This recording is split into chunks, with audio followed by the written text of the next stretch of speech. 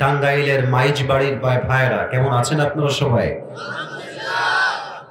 আলহামদুলিল্লাহ অনেক ভালো আছি, আল্লাহর শুকরিয়া। আজ আমার এবছরে যতগুলো প্রোগ্রাম রয়েছে, আজ আমার টাঙ্গাইলে প্রথম প্রোগ্রাম, এটাই প্রথম। এই বছর বা এই সিজনের প্রথম প্রোগ্রাম টাঙ্গাইলে হচ্ছে, আলহামদুলিল্লাহ। তো এই টাঙ্গাইলে আমি গত বছর এসেছিলাম এক জায়গাতে, আর আজকে আপনাদের এখান থেকে শুরু হলো আমার এই বছর কিংবা এই সিজনের যাত্রা। আমি আশা রাখবো আজ আমি আসিফ যে ওয়াজটা করব, এটা শুধুমাত্র টাঙ্গাইল নয়, পুরো বিশ্বে একটা ঐতিহাসিক হয়ে থাকবে যুবক ভাইরা, ঠিক কিনা বলো? আমি করব না, আপনারা আমাদের সহযোগিতার হাত বাড়ায় দেবেন, তাহলেই সম্ভব। কিভাবে সহযোগিতার হাত বাড়াবেন? প্রথম সিস্টেম হচ্ছে, আলোচক যখন কথা বলবেন আপনারা আমার কথাকে অ্যাপ্রিসিয়েট করবেন, কোনটা ঠিক কোনটা বেঠিক, কোনটা সুবহানাল্লাহ কোনটা আলহামদুলিল্লাহ, দিল থেকে বলবেন তো সবাই ইনশাআল্লাহ।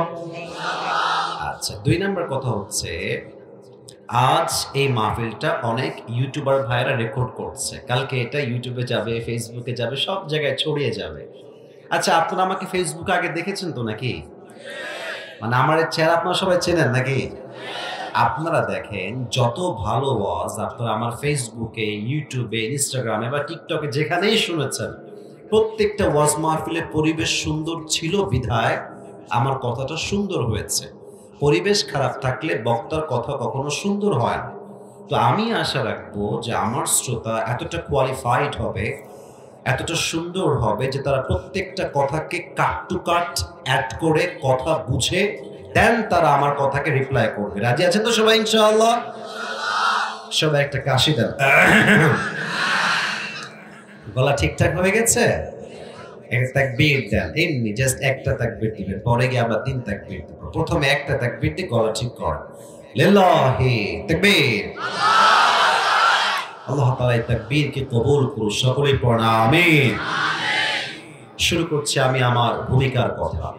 এই দেশে হাজারো যুবকের চরিত্র ভালো হয়েছে, জীবন ভালো হয়েছে, বিয়ের পরে সে সুখের জীবন পেয়েছে, তার পেছনেও রয়েছে একটি নারীর অবদান।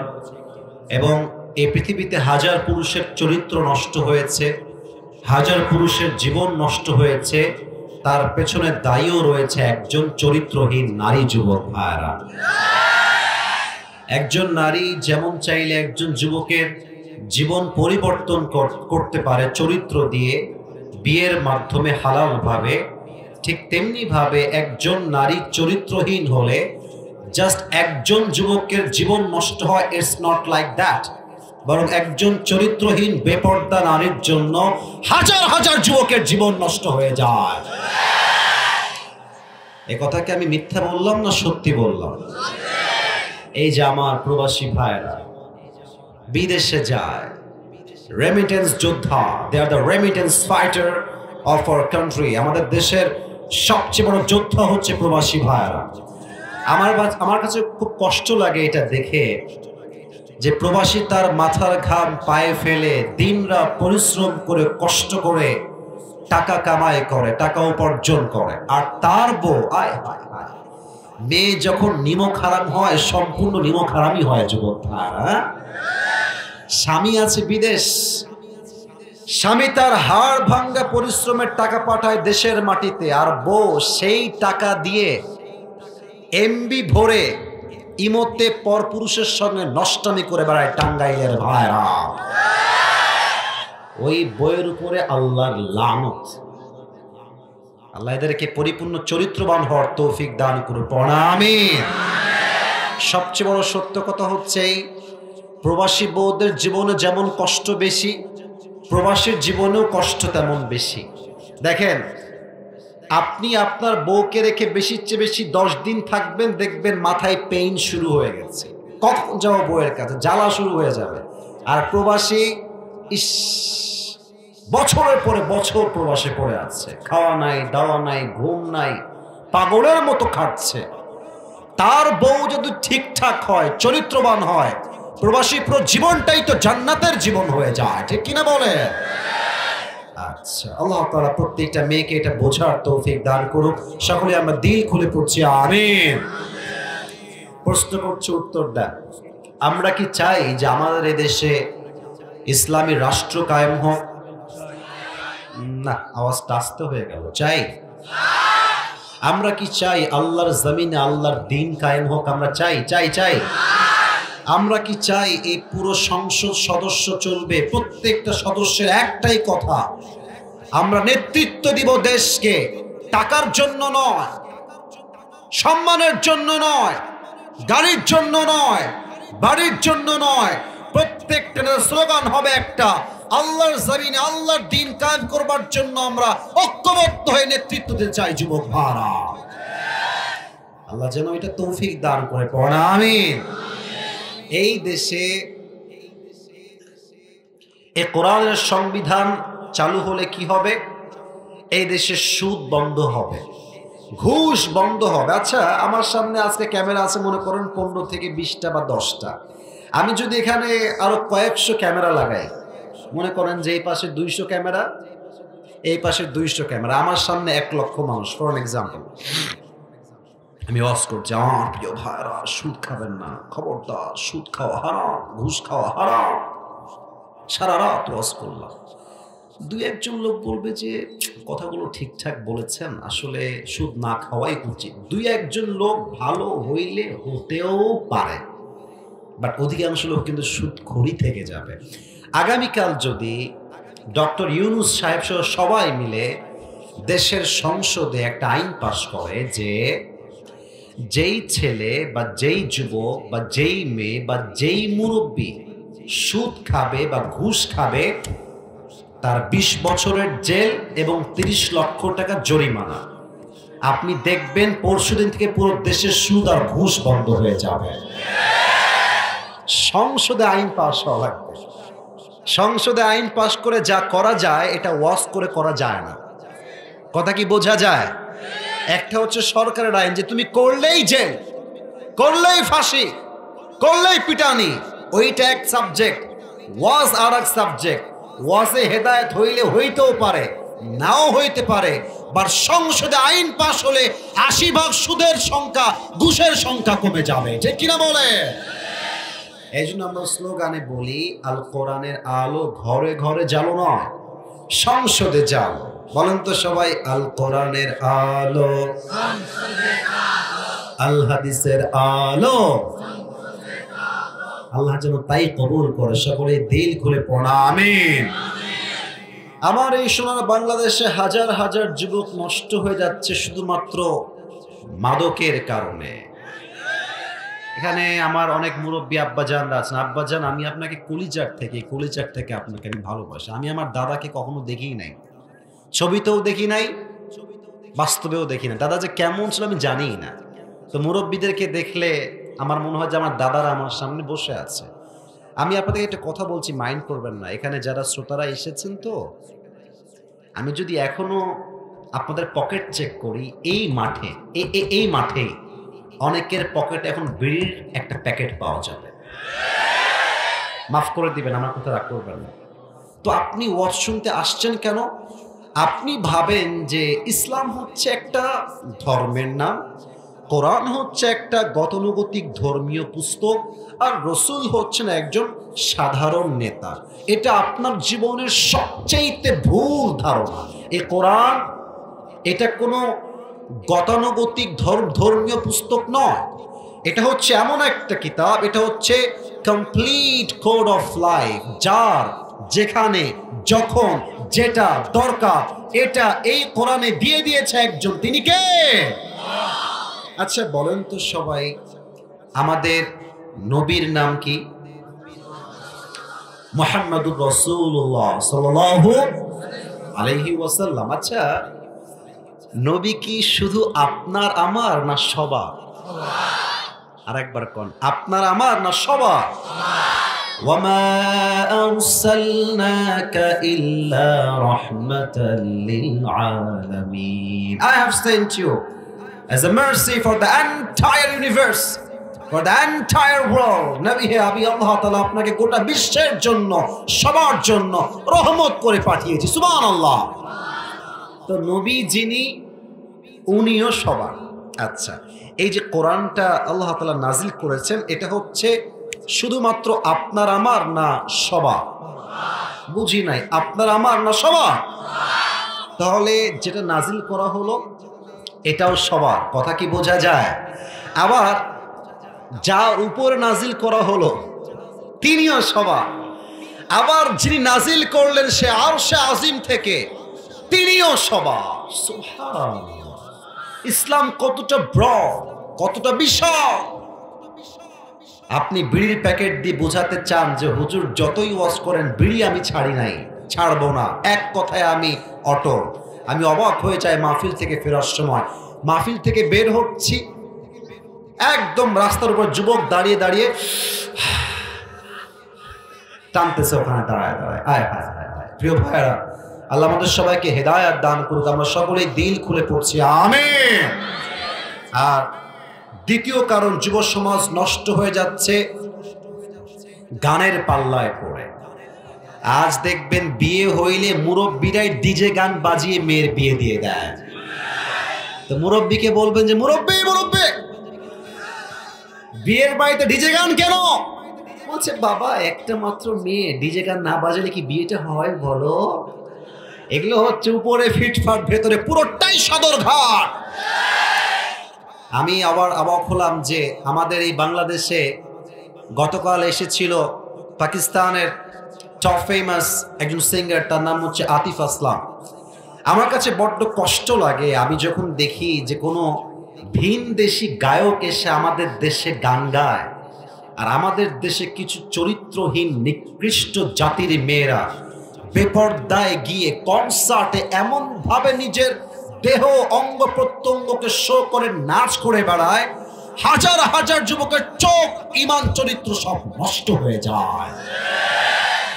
আচ্ছা আপনি একটু ভাবেন তো, এই যে মেয়েটা আজকে রাত 1টার সময় 12টার সময় কনসার্টে গিয়ে গান করছে, নাচতেছে, এই কি কোনোদিন বিয়ে হবে না? আরে কথা কোন, বিয়ে হবে না?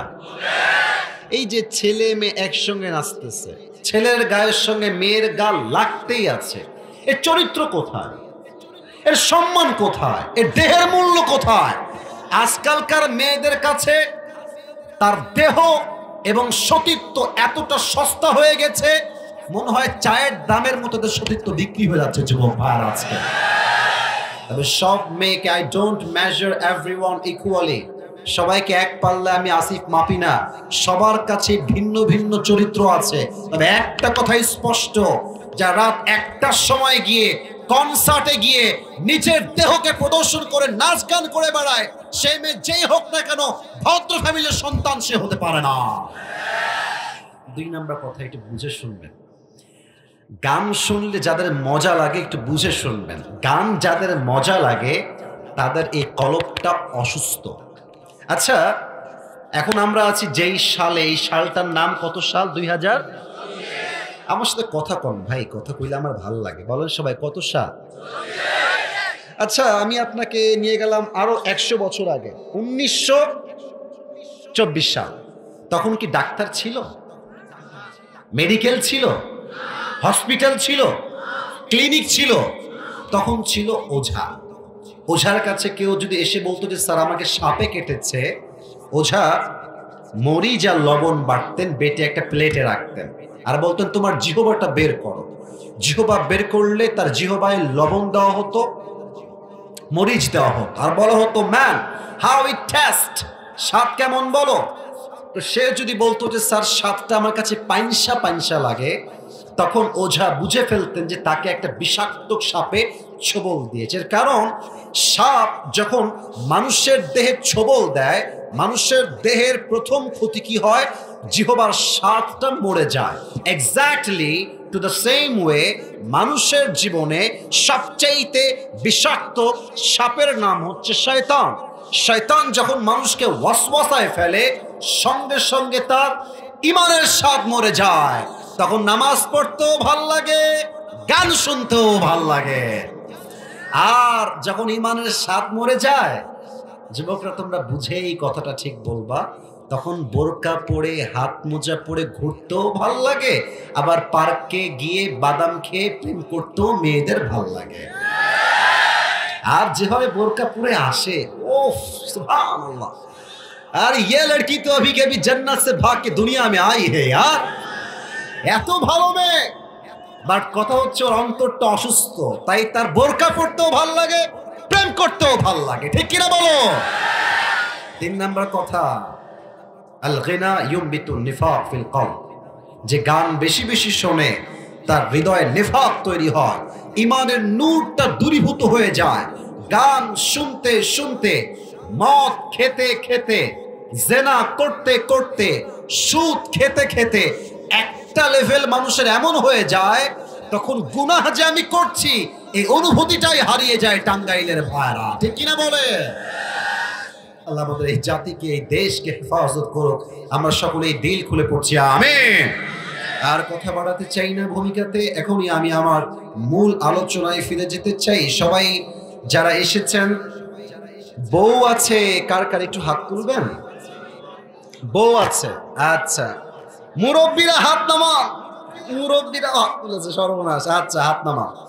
এবার সিঙ্গেল কারা কারা আছো, বউ নাই? কি কারো বউ নাই আপনাদের? ইন্না লিল্লাহ। শীতকাল তো পার হয়ে যাচ্ছে যুবক ভাইরা আমার। প্রত্যেকটা বাবার উচিত ছেলেকে চরিত্রবান মেয়ের সঙ্গে এই শীতকালে বিয়ে দিয়ে দেওয়া। যুবক ভাইরা আমার, আল্লাহ বাবাদেরকে বোঝার তৌফিক দান করুন, সকলে পড়া আমিন। বাবারা বোঝে না রে যে আমাদের বয়স হয়ে গেছে বিয়ের রে। আহা, আব্বা আপনার ছেলেকে যদি আপনি সঠিক সময়ে বিয়ে না দেন, আর আপনার ছেলে যদি অন্য ঘাটে গিয়ে পানি খায়, কিয়ামতের দিন প্রত্যেকটা দায়ভার আপনার কাঁধে বহন করতে হবে। আব্বাজান, আব্বাজানদেরকে বোঝার তৌফিক দান করুন, সকলে পড়া আমিন। 3টা তাকবীর দিবেন সবাই মিলে।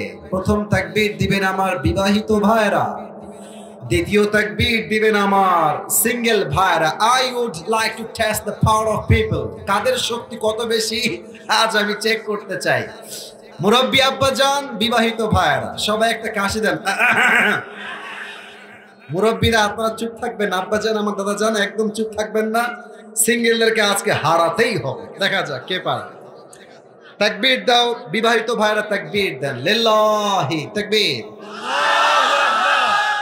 আমার আব্বার সাউন্ড খুব ভালো হয়েছে, মাশাআল্লাহ। দেখা যাক কে পারে। সিঙ্গেলরা তোমার রেডি আছে সবাই? দাও একটা কাশি।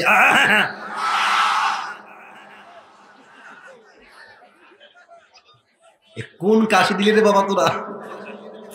আচ্ছা ঠিক আছে, তাফসীর শুরু হবে তো, কথা শুরু হবে তো, সবাই সিঙ্গেলরা তাকবীর দেন একটা। লিল্লাহি তাকবীর। বিবাহিতরা সরি, সিঙ্গেলরা পাস। মাশাআল্লাহ। এবার সবাই মিলে এমন একটা তাকবীর দিবেন যেই তাকবীরে আমি আসিফ, মুরব্বীরা, এই যুবকরা সহ তাকবীরের ঠেলায় স্টেজ ভেঙে নিচে পড়ে যাব।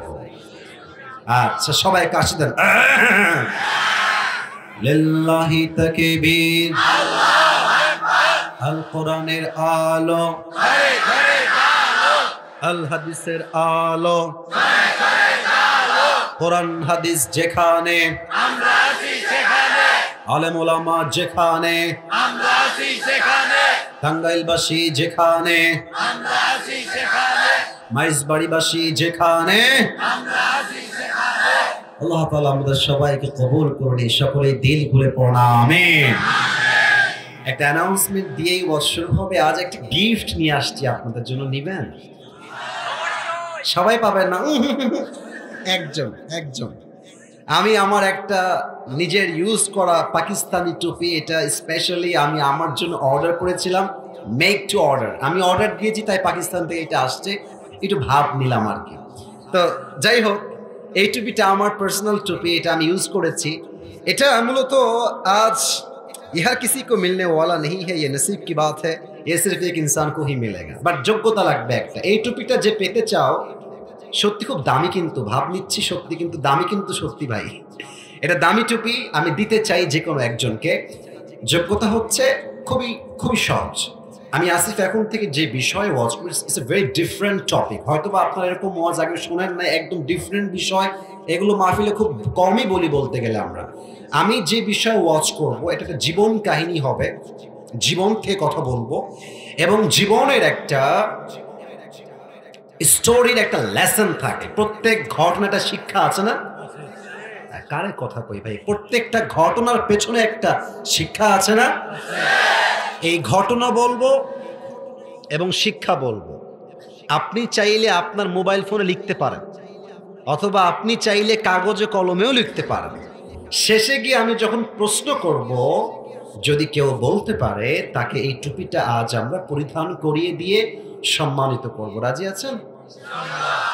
ডানের সাউন্ড বেশি, এদিকে কম হয়ে গেছে, বলেন সবাই ইনশাআল্লাহ। আরেকবার কোন সবাই ইনশাআল্লাহ। Today inshallah we will talk about the biography of Khadija radhiyallahu ta'ala anha from Quran and Hadith in details. আজ আমরা নবীজির একমাত্র কলিজার টুকরা প্রথম স্ত্রী আম্মা জান খাদিজা রাদিয়াল্লাহু তাআলা আনহার পুরো বায়োগ্রাফি নিয়ে কথা বলবো in details from Quran and Hadith. বলেন সবাই ইনশাআল্লাহ। আপনি বলবেন যে হুজুর, আপনি যদি নবীর জীবন নিয়ে কথা বলতেন it would be better than Khadija, এটা হয়তো খাদিজার জীবন থেকে উত্তম হতে পারত। তো আপনি নবীর জীবনী নিয়ে না বলে আপনি খাদিজার জীবনী নিয়ে কেন কথা বলছেন? That's a question. আমি আপনাকে উত্তর করছি। নবীর পুরো জীবনীর সবচেয়ে গুরুত্বপূর্ণ অংশগুলো খাদিজার সঙ্গে রিলেটেড এবং খাদিজার চরিত্র হচ্ছে এমন একটা চরিত্র, আমি বিশ্বাস করি, দিস ইজ মাই বিলিভ, যদি কোনো মেয়ে খাদিজার জীবনী পড়তে পারে, জানতে পারে, বুঝতে পারে, পরকিয়া তো ইয়ে বহুত দূর কি বাত হে মেরে দোস্ত, পরকিয়া তো অনেক দূরের কথা। আমার বিশ্বাস প্রত্যেকটা মেয়ে এই দেশে কাল থেকে বোরকাওয়ালি পর্দাশীল চরিত্রবান নারী হয়ে যাবে। I really believe like that. আমি এটাই বিশ্বাস করি। অতএব অনেক মায়েরা আছেন শুনছেন, আমাকে প্লিজ কান খাড়া করান। খাদিজা রাদিয়াল্লাহু তাআলা আনহার জীবনী নিয়ে আমি আজকে আপনাদেরকে from beginning to the last যত ঘটনা আছে, as much as I can share, I will try my best, যতটুকু পারা যায় আজ আমি শেয়ার করব। সকলেই একবার বলেন ইনশাআল্লাহ। আচ্ছা, প্রশ্ন করছি, উত্তর দেন। আপনার চোখে,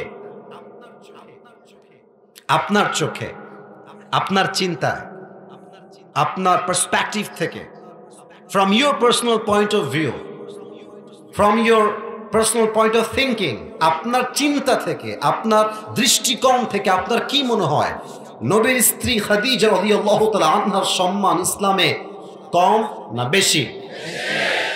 এমন একজন নারী তিনি, আল্লাহু আকবার, যাকে আল্লাহ তাআলা নিজেই সালাম পেশ করেছেন।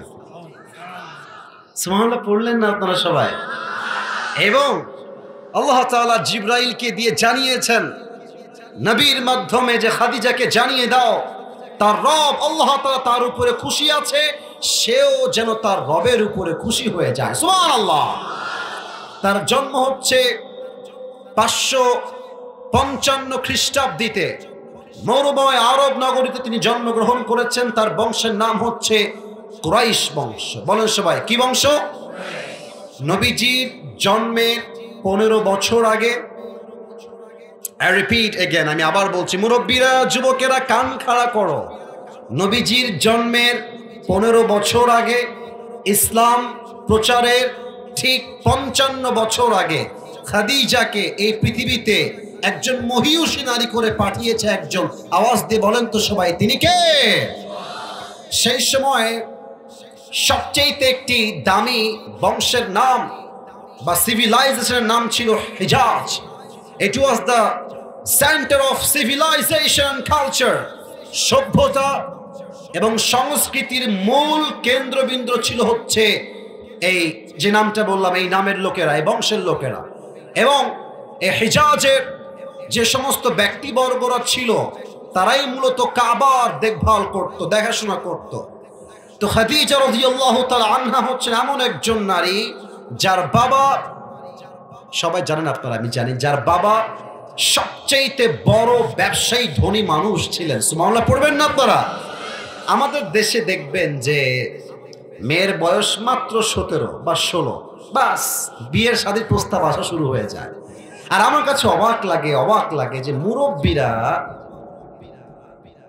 মেয়েকে বিয়ে দেওয়ার ক্ষেত্রে চরিত্রের চাইতে টাকাকে সবচেয়ে বেশি গুরুত্ব দেয় যুবক ভাইরা।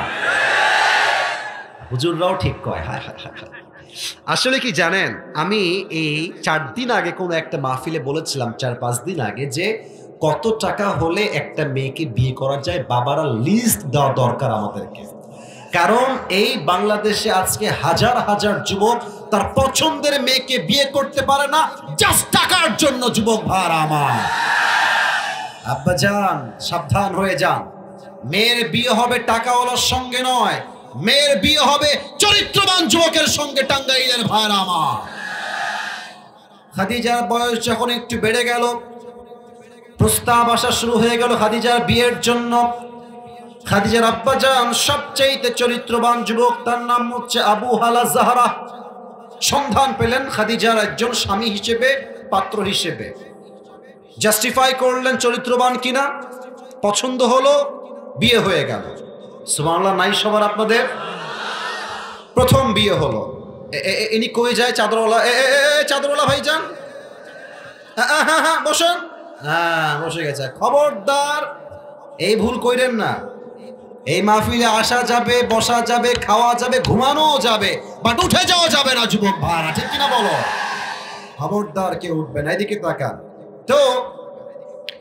প্রথম যেই সংসার, সেখানে একটা বাচ্চা হলো, তার নাম হচ্ছে হিন্দ।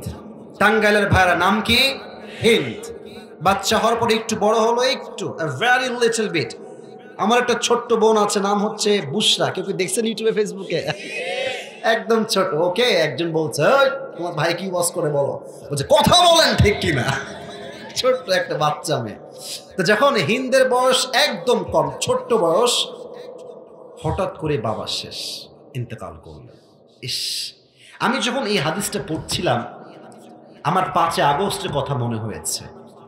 এই 5 আগস্টের আগে কত বাচ্চা বাচ্চা সন্তানের মাকে, বাবাকে এই জালিম সরকার রাস্তায় গুলি করে শহীদ করে ফেলেছে যুবক ভাইরা। ইস, কত সন্তান যে ইয়াতীম হয়ে গেছে। এত সন্তানকে ইয়াতীম করে তিনি বলেন যে আমার দোষ কোথায়? কথা না বুঝলে তো ওয়াজ করা যায় না। কথা ঠিক আছে কিনা বলেন আপনারা? আমি বললাম যে আপনি কোনো দোষী না, আপনি একদম নিষ্পাপ। তো আসেন দেশে, আপনার দোষ কত বেশি, এই দেশের জনগণ আপনাকে পেলেই টের পায় দিবে হাড়ে হাড়ে যুবক ভাইরা।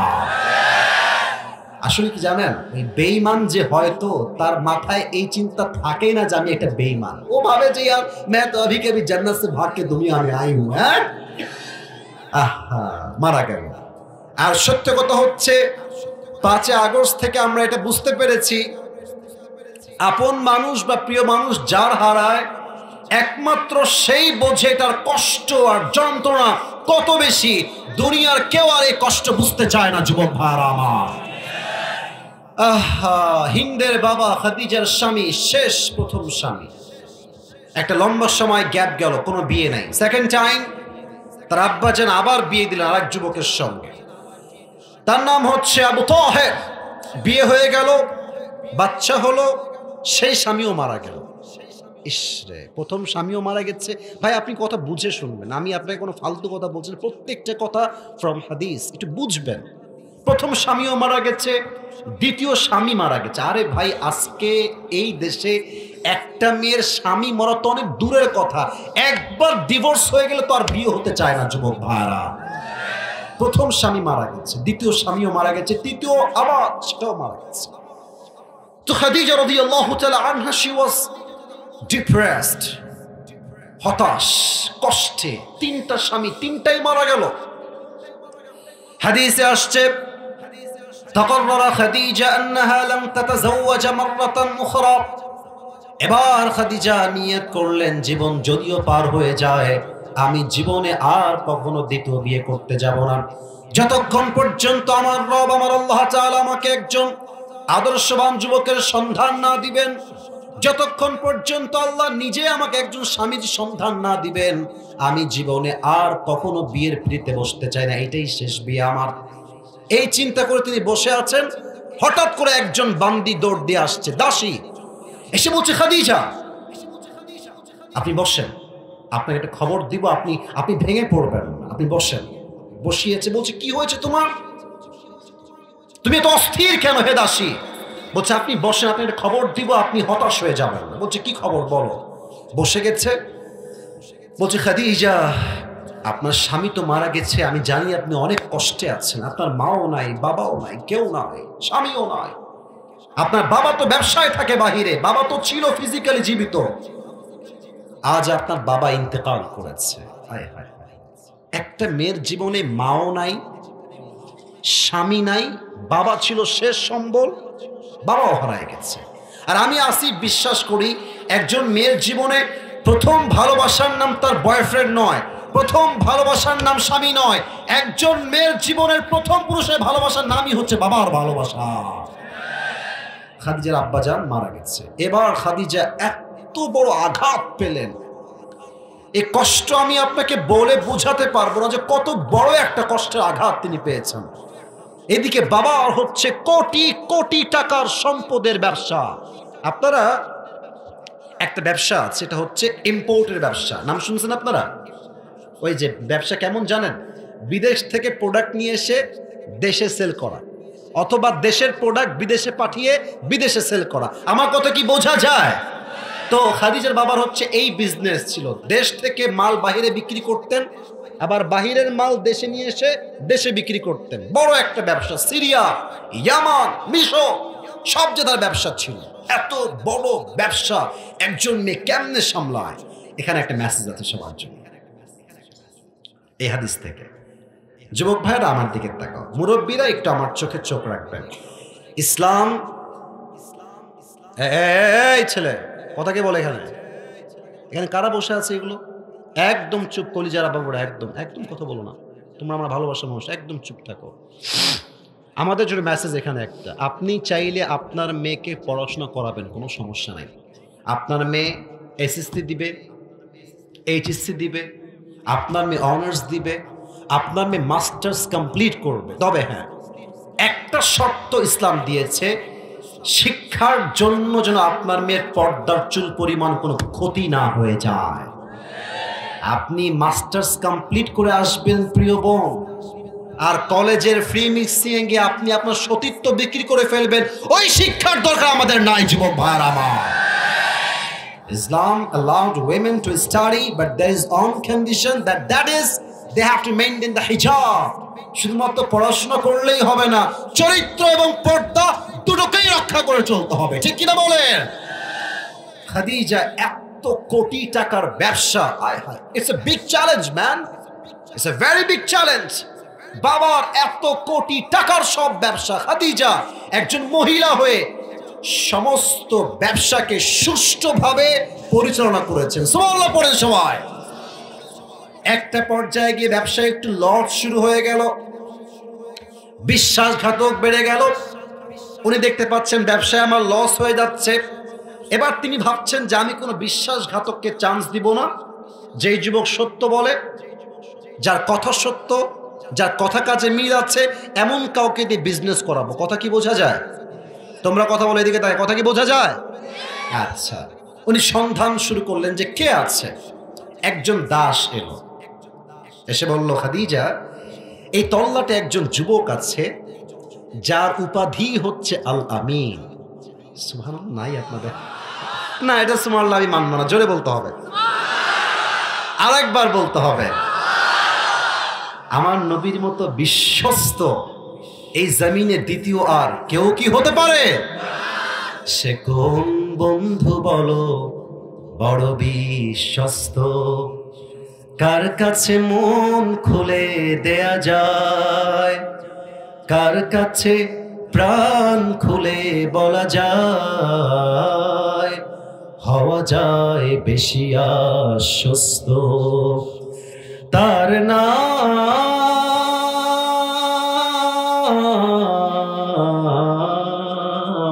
আহমদ বড় বিশ্বস্ত। সে কোন বন্ধু বলো বড় বিশ্বস্ত, ঠিক কিনা বলেন?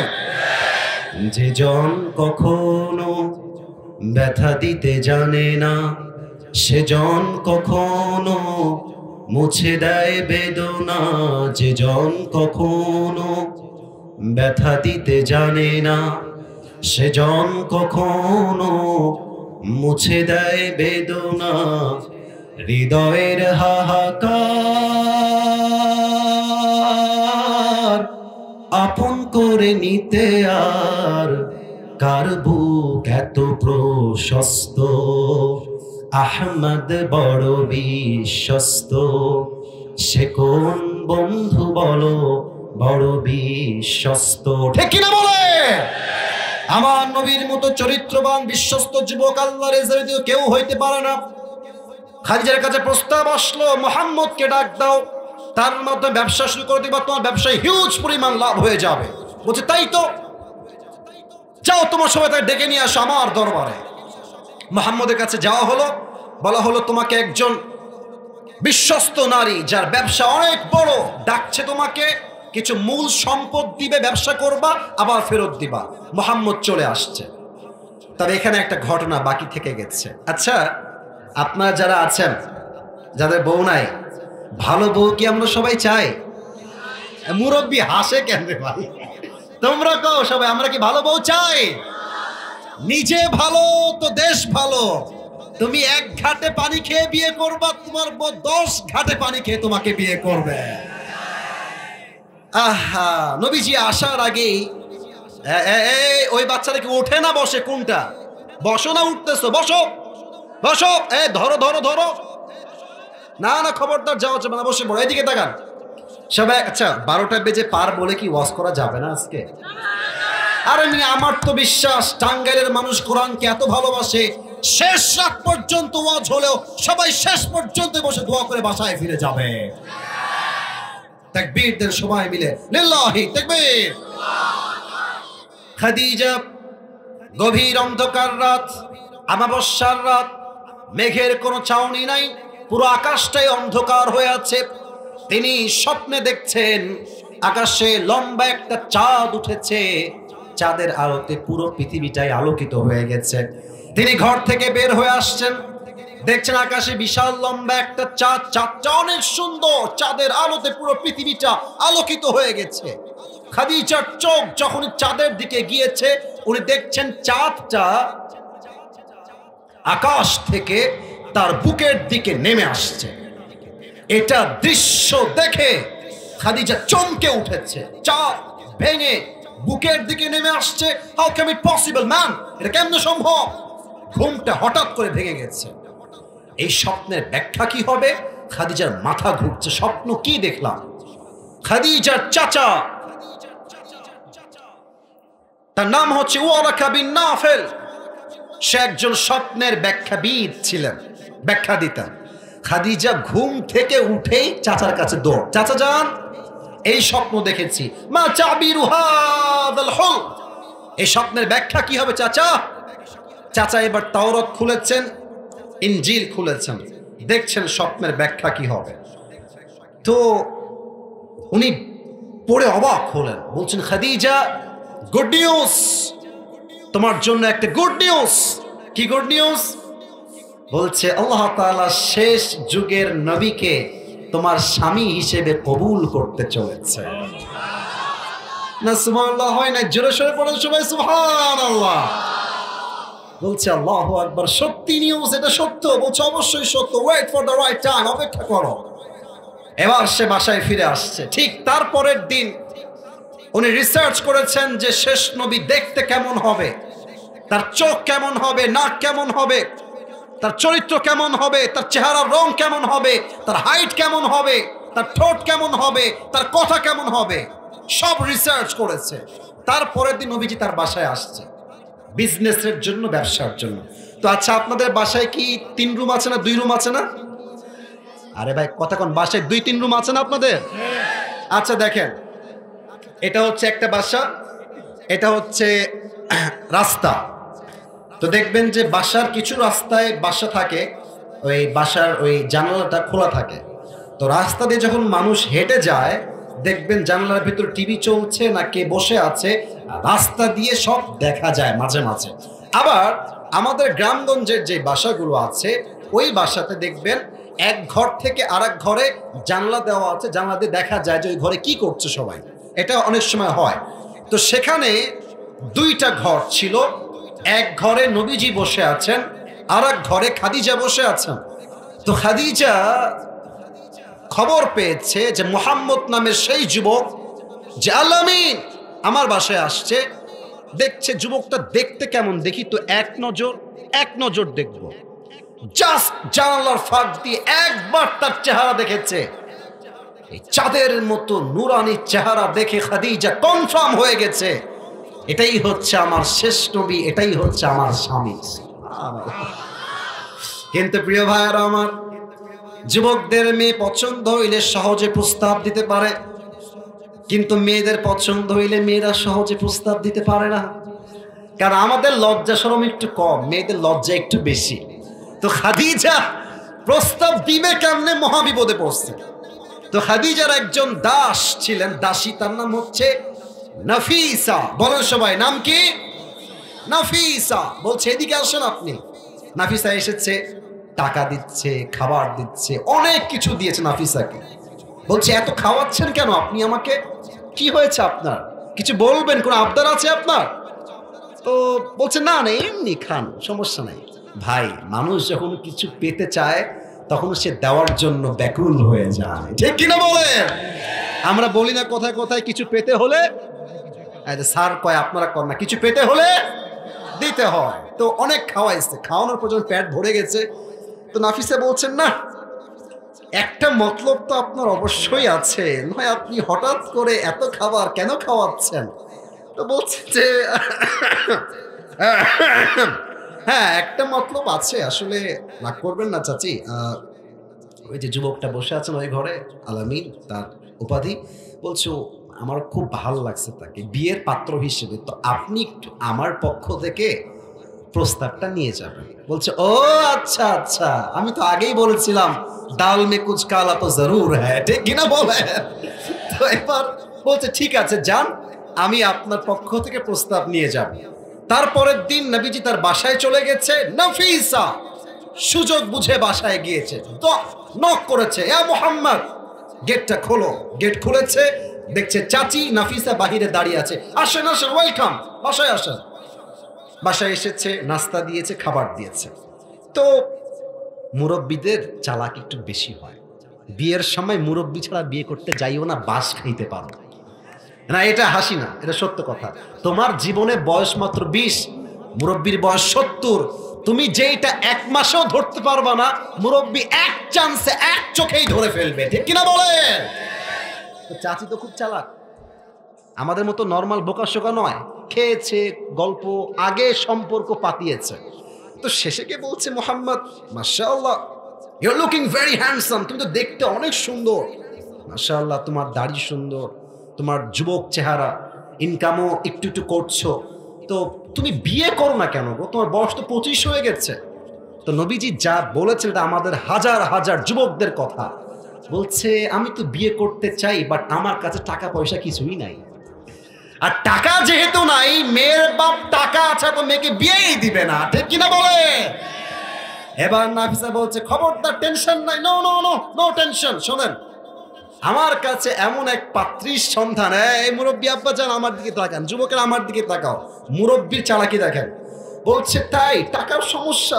আরে কোনো সমস্যা নেই, শোনো আমার কাছে এমন একজন পাত্রী আছে যাকে বিয়ে করলে তোমার দেনমোহর দেওয়া লাগবে না, যাকে বিয়ে করলে তোমার কাপড় চোপড় দেওয়া লাগবে না, যাকে বিয়ে করলে তোমার ঘর দেওয়া লাগবে না, যাকে বিয়ে করলে তোমার কিছুই দেওয়া লাগবে না, বরং তোমার কি দরকার, তোমার সবকিছু সেই মেয়েই তোমাকে দিবে।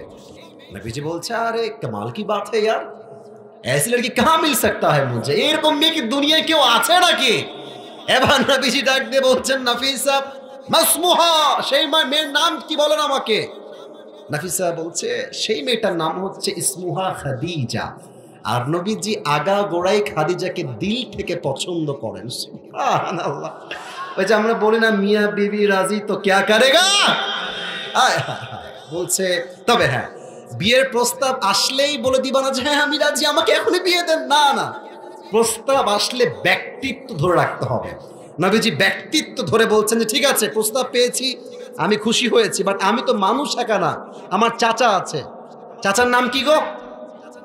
আরে ভাই কথা বল, কি না আবু? তো ঠিক আছে আপনি যান, আমি আমার চাচাকে নিয়ে আপনার বাসায় আসছি। তারপরের দিন আবু তালেবকে নিয়ে বাসায় আসছে।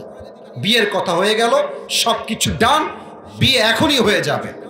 এখন বলেন তো আমার টাঙ্গাইলের ভাইয়ারা, বিয়ের ক্ষেত্রে মোহরের দরকার, সবাই বলেন তো আছে না নাই? আছে। আর আজকে বিয়ে যদি কালকে দেখেন হবে টাঙ্গাইলে, দেখবেন যে মেয়ের বাপ বলবে আমার মেয়েকে বিয়ে করতে হলে কমপক্ষে কাবিননামায় 20 লাখ টাকা লিখতে হবে। এই কাবিননামাকে কঠিন করবার জন্য এই দেশে জেলার সংখ্যা বেড়ে গিয়েছে, বিয়ের সংখ্যা কমে গিয়েছে। আমার টাঙ্গাইলের ভাইরা, মেয়ের বাপ ভাবে 20 লাখ টাকা লিখবি, তুই আমার মেয়েকে ছাড়বি? তোকে আমি দেখে দিব তোর কাবিননামা দিয়ে। আমার মনে হয় কাবিননামা সহজ করলে, দেনমোহর সহজ করলে হালাল বাড়বে, হারাম কমে যাবে। যুবক ভাইরা ঠিক কিনা বলো? আচ্ছা এখন বাজে 12টা 15, আর 10টা মিনিট কি আমাকে সময় দেওয়া যায় না? আমি চেয়েছিলাম 10টা 30-এ উঠবো, আমি বললামও কথা।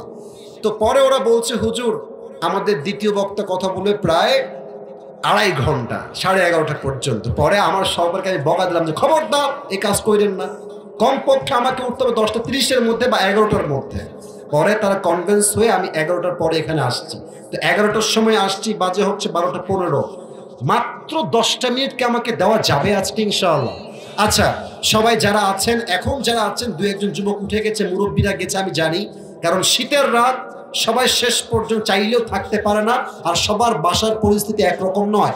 এখন যারা বসে আছে মাঠ ফিরা, এটাই হচ্ছে আসল শ্রোতা, যে আমি আসিফের চেহারার জন্য নয়, একমাত্র আল্লাহর জন্য তারা মাহফিলে অংশগ্রহণ করেছে। ঠিক কিনা বলে? একটা কাশি দেন সবাই মিলে। ওই কোণার থেকে তোমরা খুব বদমাইশ কয়েকটা আছো এখানে আমি জানি। একজন সিঙ্গেল যুবক যে আছো ওখানে দাঁড়িয়ে লিল্লাহি তাকবীর বলবা জোরে। কে আছো দাঁড়াও দেখি। হ্যাঁ দাঁড়াও, লিল্লাহি তাকবীর বলবা শুধু।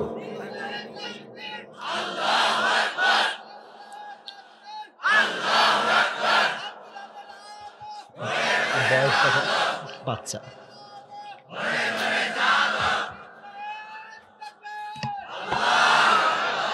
তোর বিয়ে কনফার্ম বা বসতে বয়স কম একদম, হ্যাঁ এরকম ছোট বয়স, গায়ে জোর আছে বেটা। লিল্লাহি তাকবীর।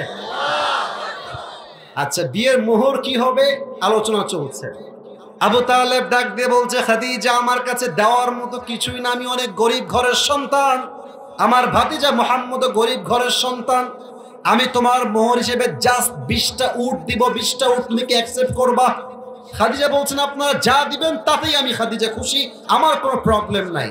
তো ঠিক আছে, কাবিননামায় লেখা হলো খাদিজার সঙ্গে মুহাম্মদ সাল্লাল্লাহু আলাইহি ওয়াসাল্লামের বিয়ে, মোহর হচ্ছে মাত্র 20টা উট। কয়টা উট টাঙ্গাইলের ভাইরা? এখন বলেন তো বিয়ের বাড়িতে বর পক্ষ আছে, কনে পক্ষ আছে, একটু খাওয়া দাওয়া লাগবে না? আরে কথা বল, খাওয়া দাওয়া লাগবে না? এখন খাওয়াবে কি দিয়ে? নবী তো গরিব মানুষ। আমার প্রিয় বোনেরা মায়েরা কান খাড়া করবেন, খাদিজার মন কত বড়। খাদিজা বলছে যাও, আমাকে যে 20টা উট মোহর দিয়েছো, এই 20টা উটটাই আল্লাহর জন্য, আমার এই সমস্ত পাত্রপক্ষের জন্য এখনই তোমরা কোরবানি করে সবাইকে খাওয়াই দাও। মেয়েদের মন বড় হলে স্বামীরা তো এমনিতে বড় লোক হয়ে যাবে। যুবক ঠিক কিনা বলো? আচ্ছা বিয়ে হয়ে গেল, এখন যেদিন বাসর রাত হবে, বাসর রাত নবীজি আসছেন, খাদিজা খাটের ডান দিকে বসে আছেন, নবীজি আসছেন গেটে, সালাম দিয়েছেন। এটা একটু লজ্জা লাগবে আপনাদের, বাট লজ্জা ফিল করবেন না, আমি যে মেসেজ দিচ্ছি এই মেসেজটাকে বুঝবেন। খাদিজার মোট কয়টা স্বামী মারা গেছে আগে? আমি বুঝি না, বলো সবাই কয়টা? 3টা স্বামী মরা একজন বিধবা নারী খাটের ডান পাশে বসে আছে বাসর রাতে। নবীজি আসছেন বাসর রাতে, খুব শান্ত মেজাজে নবীজি আসছেন। নবীজির প্রথম স্ত্রী, নবীর জীবনের প্রথম বাসর রাত। নবীজি এসে সালাম দিয়ে খাটের বাম পাশে বসেছেন। কথাবার্তা চলছে, কেমন আছেন আপনি, আপনার সব ঠিকঠাক আছে কিনা। কথাবার্তার মাঝেই, এটা আমার শেষ মেসেজ, আমি আর সামনের দিকে যাব না, because time is very short. Khadija বলছে আপনি কি জানেন যে আমি আপনাকে স্বামী হিসেবে কেমনে পেয়েছি? আয় হায় হায়, নবীজি বলছেন না, আমি তো জানি না, আপনি আমাকে কেমনে পেলেন? হায় হায়, খাদিজা বলছে আমি আপনার মতো একজন চরিত্রবান যুবককে, জাস্ট ধৈর্যের গুণ ছিল, আল্লাহর উপরে ভরসা ছিল, এই ধৈর্য আর তাওয়াক্কুল, আল্লাহর উপরে ভরসা আমাকে আপনার মতো চরিত্রবান যুবকের প্রথম স্ত্রী হিসেবে আল্লাহ আমাকে কবুল করে নিয়েছে। সুবহানাল্লাহ। কাকে বলে চরিত্র, কাকে বলে ধৈর্য, কাকে বলে তাওয়াক্কুল, খাদিজার থেকে শিক্ষা নেওয়া দরকার। স্বামী মরে গেছে, বাপ মরে গেছে, তবুও জীবন যুদ্ধে হার মানে নাই, আল্লাহর উপরে ভরসা করে সামনে এগিয়েছে, আল্লাহ তার ফলাফল দুনিয়াতেই দান করেছে, ঠিক কিনা বলে? কিন্তু মানুষ থাকলে সুখে, মানুষের মনে লাগে আগুন, গা জ্বলে। দেখবেন এই গ্রামগঞ্জে আপনি ভালো আছেন, আপনার পাশের লোকের সহ্য হবে না, আপনার পাশের বাড়ি খালার সহ্য হবে না, ঠিক কিনা বলে? কাফেররা বলছে ছি ছি ছি ছি ছি ছি ছি, খাদিজার মতো এত একটা বড় লোক মেয়ে মুহাম্মদের মতো এত গরিব ছেলেকে বিয়ে করেছে, ছি ছি ছি ছি, টিটকারি দিচ্ছে। খাদিজার কানে খবর গিয়েছে যে আমার স্বামীকে কটূক্তি করা হচ্ছে গরিব বলে। হায় হায়, গরিবের দাম নাই। যে সুদ খায় টাকাওয়ালা, তাকে মানুষ মসজিদের সভাপতি পর্যন্ত বানিয়ে ফেলে যুবক ভাড়া, ঠিক কিনা বলো? তো মুহাম্মদের জন্য খাদিজার মন কত বড় দেখেন। এটা আমার শেষের দিকে আমি আছি। একটা বড় মজলিস করলেন, এই যে প্যান্ডেল দেখেন না, বিশাল বড় প্যান্ডেল, বিশাল বড় প্যান্ডেল করলেন। কাফের বড় লোক সবাইকে এক জায়গায় আনলেন, সবাইকে খাওয়ালেন। খাওয়া শেষ, এবার খাদিজা দাঁড়িয়ে গিয়েছে সবার উদ্দেশ্যে ভাষণ দেওয়ার জন্য। ডাক দিয়ে বলছে, হে মক্কার মানুষেরা, হে আমার এলাকার মানুষেরা, আমাকে বলেন তো আপনাদের মতামত কি? আমার স্বামীর মতো চরিত্রবান কেউ কি এই তল্লাটে আছে? সবাই একমত, বলছে তোমার স্বামীর মতো চরিত্রবান এই তল্লাটে কেউ নাই। আচ্ছা, আপনারা সবাই বলবেন আমার স্বামী মুহাম্মদের মতো বিশ্বস্ত যুবক, আল আমিন যুবক এই তল্লাটে আর দ্বিতীয় কেউ আছে? তারা বলল no, there is no comparison with this person, কোন তুলনায় হয় না তার, সে এক বিশ্বস্ত যুবক। আচ্ছা বলেন তো আমার স্বামীর মতো সুদর্শন, হ্যান্ডসাম এই তল্লাটে আর কেউ আছে? সবাই বলছেন নো, এই হচ্ছে best handsome boy in this area, বরং ইন দিস এরিয়া নয়, এভার ইন দ্য ওয়ার্ল্ড, আমার নবীর মতো সুন্দর আর কেউ হতে পারে না। তো এবার বলেন আপনারা, আমার স্বামী কিনা আপনাদের সমস্যা কোথায়? দেখতেও সুন্দর, চেহারাও সুন্দর, চরিত্র ভালো, সবই তো ঠিকঠাক, সমস্যা কোথায়? একজন দাঁড়িয়ে গিয়েছে, বলছে তোমার স্বামী হচ্ছে এই তল্লাটের সবচেয়ে গরিব যুবক, এটাই আমাদের প্রবলেম। বলছো ও আচ্ছা আচ্ছা, গরিব তাই না?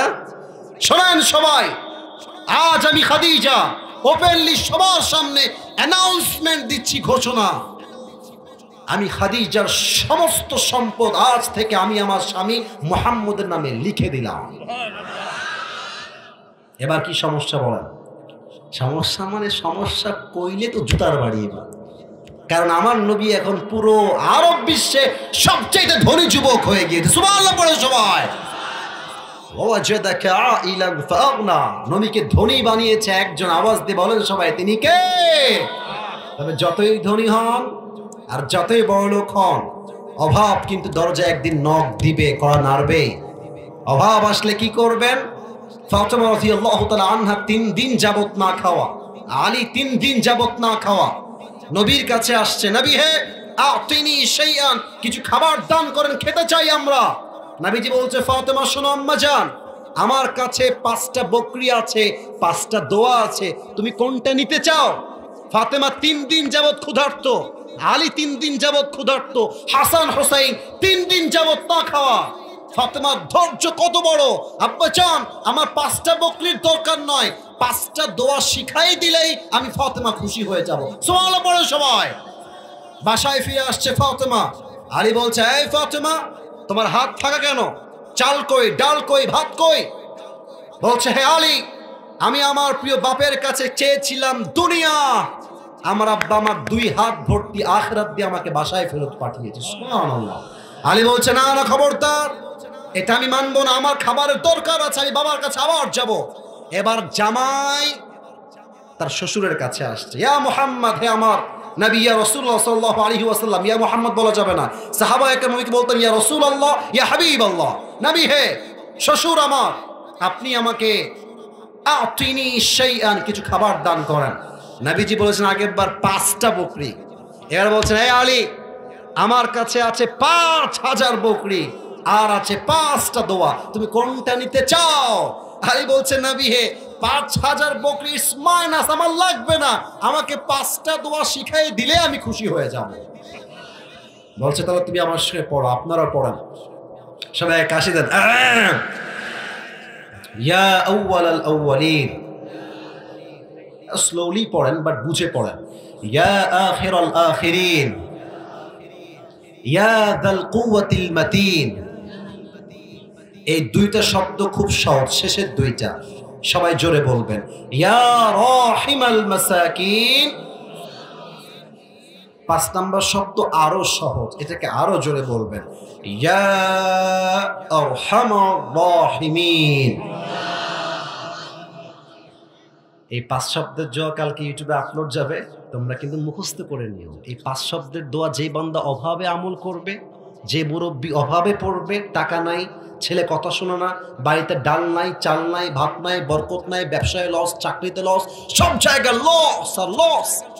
এই 5 শব্দের দোয়া যেই বান্দা নিয়মিত আমল করবে, তার বাসায় সমস্ত অভাবকে আল্লাহ গায়েবী খাজানার দ্বারা দূর করে দিবে।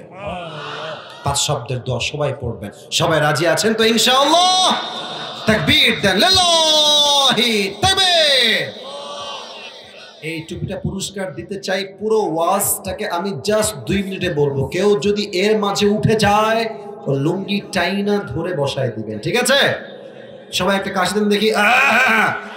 কি পানির বোতল আপনি কিনবেন এয়ারপোর্ট থেকে, দেখবেন হয়ে গেছে 120 টাকা, অথচ পানিও সেম, বোতলও সেম, জাস্ট জায়গা পরিবর্তন হওয়ার জন্য দাম বেড়ে গেছে।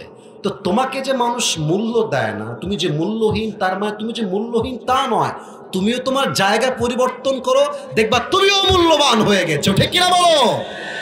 হ্যাঁ, জায়গা পরিবর্তন করতে হয়। ঢাকার ব্যাপার একরকম, টাঙ্গাইল আর একরকম, সিরাজগঞ্জ একরকম, ঢাকার সব জায়গায় ঢাকা নয়, ঢাকার গাজীপুর একরকম, ঢাকার গুলশান আর একরকম, আবার ঢাকার গুলশান একরকম, দুবাইয়ের সিটি আর একরকম। জায়গার পরিবর্তন হওয়ার জন্য মানুষের লাইফস্টাইল চেঞ্জ হয়, চিন্তার পরিবর্তন হয়, জীবনে বরকত নেমে আসে, ঠিক কিনা বলেন? অতএব ব্যবসা করতে চাইলে বিভিন্ন কান্ট্রিতে ব্যবসা করবা। এখানে একটা ব্যবসা, ওখানে একটা আউটলেট। এই যে মনে করো যে তোমার টেস্টি ট্রিট নাম শুনেছো? এই যে তোমার বিভিন্ন দোকানে দেখবা বিভিন্ন টেস্টি ট্রিট আছে, প্রত্যেক জেলায় জেলায় শাখা আছে। আবার দেখবা কোনো জামার দোকান, এই জেলায় এক শাখা, বাটা, অ্যাপেক্স নাম শুনছেন না? প্রত্যেকটা জেলায় জেলায় শাখা আছে।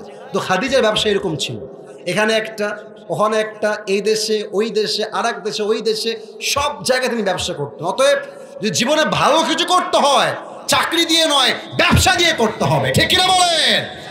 3 নাম্বার শিক্ষা। 4 নাম্বারটা বলে আমি আমার কথা ইতি টানছি। 4 নাম্বারটা বড় দামি জিনিস, এটা আমার মুরব্বীরা একটু ভালো করে বুঝবেন। দেখেন মুরব্বী আব্বাজান, আমার দাদির কিন্তু দাদা নাই, আমার দাদির দাদা নাই, মারা গেছে অনেক আগে। তো আমি খুব খেয়াল করেছি আমার দাদিকে সবচেয়ে বেশি দেখে আমার আব্বা। আমার আব্বা একজন আলেম, একজন হাফেজ। আমি বলি কি আব্বা, আপনি আপনার সন্তানকে ভালো হাফেজ আলেম বানান, আপনি যান ওল্ড কেয়ারে যান, যে বৃদ্ধাশ্রমে যান, দেখবেন যত বাপরা পড়ে আছে, একটা আলেমের বাপকে আপনি বৃদ্ধাশ্রমে হারিকেন দিয়ে খুঁজে পাবেন না। সব ডাক্তারের বাপ, সবগুলো ইঞ্জিনিয়ারের বাপ, সব বড় বড় পদে চাকরি করে, বিসিএস ক্যাডার, জজ কোর্টে জব করে, উকিল, ব্যারিস্টার, জজ, তাদের বাপ মা বৃদ্ধাশ্রমে পড়ে আছে। বাট ওয়াল্লাহি আল্লাহর নামে শপথ করে বলছি, একজন আলেম, একজন হাফেজ, তার বাপ মা কখনো বৃদ্ধাশ্রমে থাকতে পারে না, ঠিক কিনা বলে? আমি যে মেসেজটা দিতে চাই সেটা হচ্ছে, জীবন থেকে মানুষ একদিন চলে যাবে, এটাই হচ্ছে চিরবাস্তব কথা। আপনার বউও মরতে পারে, আপনার স্বামীও মরতে পারে, বাবাও মরতে পারে, মাও মরতে পারে। তবে আপনি যদি সেটাকে নিজের জীবনের দুঃখ হিসেবে না নিয়ে এইটা ভাবতে পারেন যে মানুষটা আমার জীবন থেকে হারায় গেছে, চলে গেছে, আমি বিশ্বাস করি জান্নাতে একদিন না একদিন তার সঙ্গে আল্লাহ আমাকে সাক্ষাৎ করাই দিবে ইনশাআল্লাহ। আমি দোয়া করি আল্লাহর কাছে, আল্লাহ যাদের আপন মানুষ হারায় গেছে দুনিয়াতে, আল্লাহ তুমি সবাইকে তাদের সঙ্গে জান্নাতে একটা বার হলেও দেখা করার সুযোগ করে দিও। সকলেই পড়া আমিন। তো হারাই গেলে এই যে আপনারা অনেকে কষ্ট পান, আর পড়বো না, আর খাবো না, এই মরে গেলাম, সেই এগুলো না। যেই হারায় যাক, ধৈর্য এবং তাওয়াক্কুল থাকবে যার মাঝে, তার সফলতা কেউ আটকে রাখতে পারবে না। ঠিক কিনা বলে? অতএব এই ধৈর্য এবং তাওয়াক্কুল নিয়ে আমরা সবাই চলবো। রাজি আছেন তো সবাই ইনশাআল্লাহ? আচ্ছা, এই 4টা শিক্ষা বলেছি, তোমাকে যে সিরিয়াল মেইনটেইন করতে হবে তা না।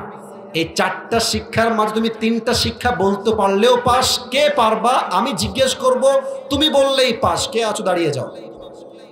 একজন, ওই যে ভাই তো খুব স্মার্ট, এদিকে আসেন ভাইজান, সামনে আগে আসেন। আমার ভাইকে দেখে খুব স্মার্ট লাগছে, আমার ভাই পারবে। আমি ভাইকে আবারও বলছি, কোনো ভয় নাই, আপনাকে সব বলতে হবে তা